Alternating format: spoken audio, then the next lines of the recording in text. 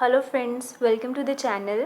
हमारे previous lecture में हमने समझा था that what is basically a stack. तो हमने समझा था कि जो हमारा स्टैक है वो क्या होता है, last in first out, that is it follows the LIFO rule. LIFO rule क्या कहता है, that this is what are stack. उसमें हम क्या, अगर हम इंसर्शन है चाहे वो डिलीशन है, वो भी हम लास्ट पर करेंगे, और अगर हमें किसी भी एलिमेंट को पॉप करना है उसको भी हम कहाँ से करेंगे, लास्ट से करेंगे। तो इसीलिए इसको कहते हैं हम last in first out. That means जो एलिमेंट सबसे लास्ट में आया है वही सबसे पहले क्या होगा, आउट होगा। ओके, तो हमने ये भी समझा था जो हमारा स्टैक है उसको हम 2 टाइप से इम्प्लीमेंट कर सकते हैं, using our arrays. Second is what, using our link list. Okay, तो आज के वीडियो लेक्चर में हम समझेंगे कि कैसे हम जो हमारा स्टैक है उसको हम एरेज की हेल्प से इम्प्लीमेंट करते हैं। ओके, तो let's suppose this is what we have a stack. ये हमारे पास एक स्टैक है, उसमें हमारे पास 4 एलिमेंट्स स्टोर हैं, that is like 2, 4, 6 and 8 like.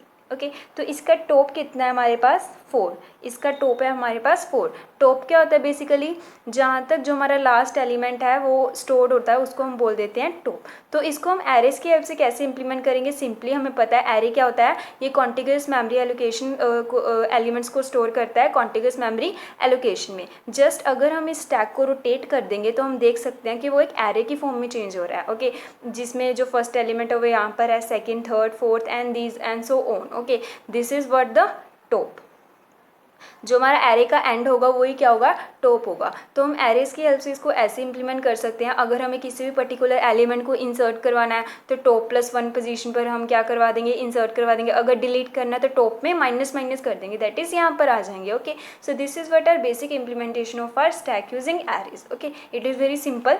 तो जो हमारा स्टैक होता है उसमें हमारे पास 2 कंडीशंस, दैट इज़ 2 थिंग्स होती हैं, that one must be understood. That is first is overflow and the second one is underflow. Overflow क्या होता है, see this is a stack. जो हमारा स्टैक होता है उसमें हम क्या करते हैं, हम एक वेरिएबल लेते हैं, दैट इज़ मैक्स। मैक्स क्या शो करता है कि जो हमारा स्टैक है उसमें मैक्सिमम कितने एलिमेंट्स हैं वो आ सकते हैं। ओके, लेट्स सपोज हमारी जो मैक्स है वो 4 है, कि जो हमारा स्टैक है उसमें मैक्सिमम 4 एलिमेंट्स को ही स्टोर करवा सकते हैं। अगर हम 4 से ज़्यादा एलिमेंट्स को स्टोर करवाएंगे तो वो पॉसिबल नहीं होगा। ओके, उसके लिए हमारे पास ये 2 थिंग्स हैं, जो हमारे ओवरफ्लो एंड अंडरफ्लो हैं, ये 2 टर्म्स हैं, इनको हमें समझना है। Okay, so this is what are 4 positions, 1, 2, 3 and 4. This is what basically the indexing of these 4 blocks of our stack. Now let's suppose अगर ये चारों के चारों ब्लॉक यहाँ ऑलरेडी फिल्ड हैं, लाइक 6, 7, 9 and 3, तो हम क्या करेंगे, अगर ये चारों ब्लॉक्स ऑलरेडी फिल्ड हैं तो हमें पता कैसे चलेगा कि जो हमारा स्टैक है वो टोटल हो चुका है, उसमें सभी एलिमेंट्स भर चुके हैं।